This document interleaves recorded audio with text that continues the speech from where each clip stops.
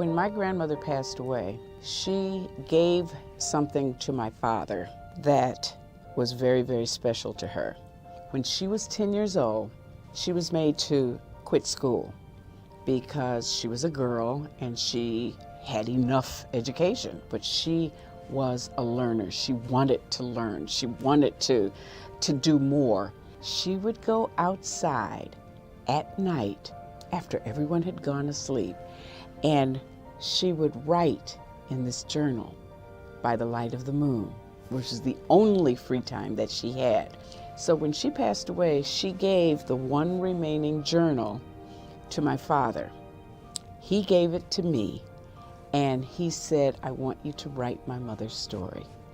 It took me all my life for those stories to become a part of me and finally emerge so that I could retell them. Stella lives in the segregated South.